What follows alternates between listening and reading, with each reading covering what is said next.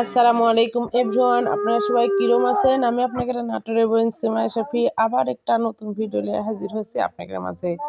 আজকের ভিডিওতে থাকবে গ্রামীণ মুড়ি ভাজার ভিডিও।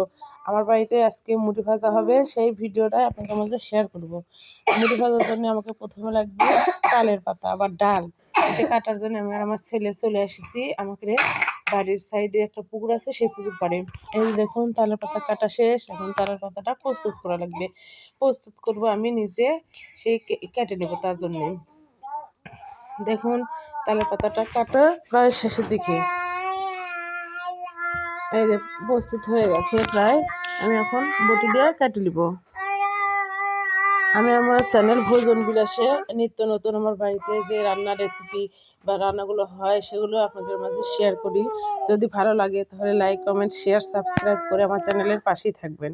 এই যে আমার তালের পাতাটা কাটা হয়ে গেছে, এখন মুড়ি ভাজার জন্য চাল তুলে দেওয়া হবে। তার জন্য চুলা দুই দিকে দুটো পাতিল দেওয়া হয়েছে। এই পাতিলগুলো অবশ্যই মাটির পাতিল হওয়া লাগবে, কারণ মুড়ি ভাজতে মাটির পাতিলের প্রয়োজন।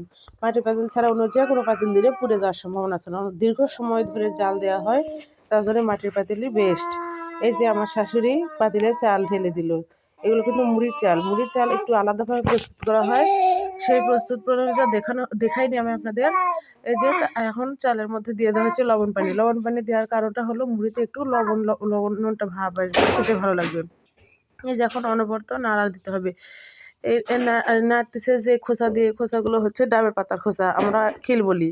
এই খিলগুলো আমরা ডাবের পাতা থেকে তুলে রাখি। আমরা মুড়ি ভাজার জন্য বলেন, বেড ঝাড়ু বানানোর জন্য বলেন, বা ঝাড় দেওয়ার ঝাঁটা বানানোর জন্য বলেন, এগুলো আমাদের বাড়ির ডাবের পাতার খিল। আরেকদিন আপনাদেরকে আমাদের ডাব গাছগুলো দেখিয়ে দিব একদিন। এই যে এখন অনবরত নাড়তে হবে। এই নাড়ার শেষের পর্যায়ে সেদিন আসলে আমাদের এক দাদি শাশুড়ি মুড়ি ভেজে দিচ্ছিল বয়স্ক লোক। ওই দাদিটা মানে কন্ডিশনটা এরকম ছিল যে শুধু চাল নাড়ে দিবে আর চালটা ধরবে। এই যে দেখুন এখন আমার শাশুড়ি চালগুলো বালুর মধ্যে দিচ্ছে। ওই পাশে যে পাতিল, ওই পাতিলে কিন্তু বালু তাপ দেওয়া হচ্ছিল, বড় পাতিলে বালু তাপিয়ে এখন এই যে চাল ভেজে ওর মধ্যে দেওয়া হলো।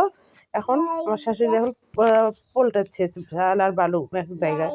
এভাবেই মুড়ি ভাজা হয় গ্রাম অঞ্চলে। এই যে এখন মুড়ি হয়ে গেছে, এই যে চার ধরার পালায় আমার দাদি শাশুড়ি চার ধরছে।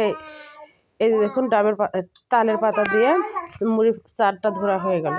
এই যে মুড়ি ভাজার এটা শেষ, এখন মুড়িটা ছেড়ে বেছে নেওয়ার পালা। এই যে দেখুন মুড়ি কেমন হয়েছে, অনেক সুন্দর মুড়ি হচ্ছিল সেদিন আমাদের। এখন একটা শুকনা কাপড় দিয়ে এই মুড়িটা ডলে ঝাড়া লাগবে, কারণ অনেক বালু থাকে আর পোড়া মুড়ি থাকে, সেগুলো একবারে ঝরে যাবে এই ডোলার কারণে।